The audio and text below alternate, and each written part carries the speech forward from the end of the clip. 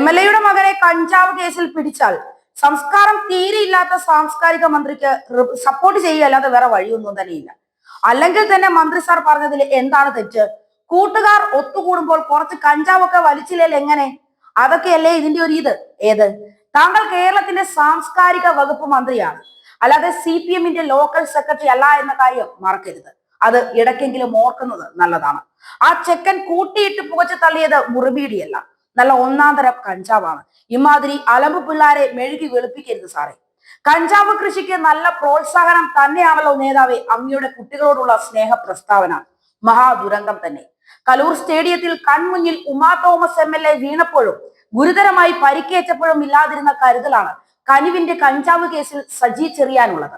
Kayamkulam MLA U പ്രതിഭയുടെ മകൻ കഞ്ചാവ് കേസിൽ 9ാം പ്രതിയായതിൽ എക്സൈസിനെ പരിഹസിച്ച് മന്ത്രി സജി ചെറിയാൻ രംഗത്ത് വരുമ്പോൾ പുതിയ പ്രതിഷേധം ഉയരുകയാണ്. കുട്ടികൾ പുക വലിച്ചതിനാണോ ജാമ്യമില്ലാ വകുപ്പ് ചുമത്തിയത് എന്നാണ് സജി ചെറിയാൻ ചോദിക്കുന്നത്. പ്രതിഭ MLA പങ്കെടുത്ത വേദിയിൽ വെച്ചായിരുന്നു സജി ചെറിയാന്റെ ഈ പരാമർശം. പുക വലിക്കുന്നത് മഹാ അപരാധമാണ്, ചെയ്തെങ്കിൽ തെറ്റാണ്. ജയിലിൽ കിടന്നപ്പോൾ താനും പുക വലിക്കുമായിരുന്നു. ദിവസവും ഒരു കെട്ട് ബീഡി വലിക്കുന്ന ആളാണ് MD വാസുദേവൻ നായരെന്നും സജി ചെറിയാൻ പറയുന്നു. അതായത് മന്ത്രിയുടേത് പുകവലിയെ പ്രോത്സാഹിപ്പിക്കുന്ന തരത്തിലുള്ള പരാമർശം എന്നാണ് വിലയിരുത്തൽ. പ്രതിഭ MLA-യുടെ മകൻ പോളിടെക്നിക്കിൽ പഠിക്കുന്ന വിദ്യാർത്ഥിയാണ്. കുട്ടികൾ കൂട്ടുകൂടണ്ടേ? ഇച്ചിരി വർത്തമാനം പറഞ്ഞു ആരോ വന്നു പിടിച്ചു, ആ കുട്ടി എന്തെങ്കിലും മോശം കാര്യം ചെയ്തുവെന്നൊന്നും ഒരു കേസിലുമില്ല. FIR താൻ വായിച്ചു. പുക വലിച്ചു എന്നാണ്. താൻ പുക വലിക്കുന്നയാളാണ്.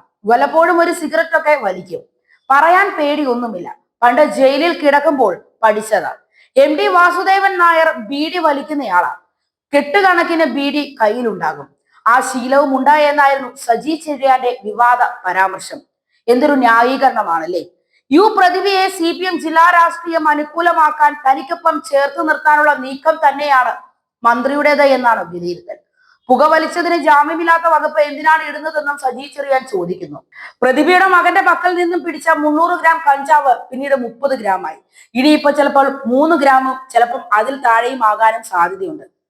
എന്തായാലും നമ്മുടെ കുഞ്ഞുങ്ങൾ വർത്തമാനം പറഞ്ഞ് അവിടെ ഇരുന്നു. ഈ ഇരിക്കുന്നവന്മാർ ചെയ്ത കാര്യങ്ങൾ കൂട്ടിവെച്ചാൽ പുസ്തകം എഴുതാം. കുട്ടികൾ കമ്പനി അടിക്കും, വർത്തമാനം പറയും, ഇടയ്ക്കൊരു പുക വലിക്കും. അതിനെന്താ? ചെയ്തിട്ടുണ്ടായെങ്കിൽ തെറ്റ് മഹാ അപരാധമാണെന്ന് പറയരുത്. പ്രതിഭ MLA-യുടെ മകൻ ഇങ്ങനെയൊരു കാര്യത്തിന് കൂട്ടുനിന്നു. അതിന് പ്രതിഭ MLA എന്ത് ചെയ്തുവെന്നാണ് സജി ചെറിയാൻ ചോദിക്കുന്നത്. നല്ല ഒന്നാം തരം ക്യാപ്സ്യൂൾ. എന്തായാലും ഇത് ഇവിടെ പോവില്ല സജി ചെറിയാനെ. ഉമാ തോമസിന്റെ അപകടം ഉണ്ടാക്കിയ സംഘാടകരെ രക്ഷിക്കാൻ സജി ചെറിയാൻ പറഞ്ഞതെല്ലാം കളവാണെന്ന് തെളിഞ്ഞിട്ടുള്ളതാണ്. ഇവിടെയും കള്ളം പറച്ചിൽ തുടരുന്നു. എക്സൈസ് FIR-നെ കുറിച്ച് പച്ച കള്ളമാണ് പറഞ്ഞു വെച്ചിരിക്കുന്നത്. പ്രതിഭ MLA-യുടെ മകനെതിരായ കഞ്ചാവ് കേസിൽ MLA-യുടെ വാദങ്ങൾ തള്ളി FIR പകർപ്പ് പുറത്തു വന്നിരുന്നു. കേസിൽ 9ാം പ്രതിയാണ് U പ്രതിഭയുടെ മകൻ കനിവ്. കനിവ് ഉൾപ്പെടെ ഉള്ളവർക്കെതിരെ കേസെടുത്തത് കഞ്ചാവ് കൈവശം വെച്ചതിനും ഉപയോഗിച്ചതിനുമെന്ന് FIR-ൽ പറയുന്നു. കഞ്ചാവ് കേസിനെയാണ് MD-യുടെ ബീഡി വലിയുമായി മന്ത്രി താരതമ്യം ചെയ്ത് വെച്ചിരിക്കുന്നത്. കേസ് ചെറുതാക്കാൻ ശ്രമിക്കുകയാണ്. എക്സൈസ് ക്രൈം ഒക്കറൻസ് റിപ്പോർട്ട് പുറത്തു വന്നതോടെ U പ്രതിഭ MLA-യുടെ വാദങ്ങൾ പൊളിഞ്ഞിരുന്നു. എക്സൈസ് സംഘം ചോദ്യം ചെയ്യുക മാത്രമാണ് ഉണ്ടായതെന്നും കഞ്ചാവ് പിടികൂടിയിട്ടില്ല എന്നുമാണ് MLA-യും മകനും ആവർത്തിച്ചിരുന്നത്. കേസിൽ 9ാം പ്രതിയാണ് MLA-യുടെ മകൻ കനിവ്. സംഘത്തിൽ നിന്ന് 3 ഗ്രാം കഞ്ചാവ് കലർന്ന 500 മില്ലിമീറ്റർ പുകയില മിശ്രിതം എന്നിവ കണ്ടെടുത്തതായിട്ടാണ് എക്സൈസിന്റെ റിപ്പോർട്ടിലുള്ളത്. കഞ്ചാവ് മിശ്രിതം ഉപയോഗിക്കുന്നതിന് തയ്യാറാക്കിയ കുപ്പി, പപ്പായത്തണ്ട് എന്നിവ കണ്ടെത്തിയെന്നും ക്രൈം ഒക്കറൻസ് റിപ്പോർട്ടിൽ പറയുന്നുണ്ട്. നാട്ടുകാരായ 2 പേരെ സാക്ഷികളായും ചേർത്തിട്ടുമുണ്ട്. ഇത്തരമൊരു കേസിനെയാണ് സജി ചെറിയാൻ വളച്ചൊടിക്കാൻ ശ്രമിച്ചുകൊണ്ടിരിക്കുന്നത്. എന്തായാലും ഒരു MLA-യുടെ മകനെ കഞ്ചാവ് കേസിൽ പിടിച്ചാൽ അതിനെ സപ്പോർട്ട് ചെയ്യുകയല്ലാതെ നമ്മുടെ സാംസ്കാരിക മന്ത്രിക്ക് വേറെ വഴിയില്ലല്ലോ അല്ലേ?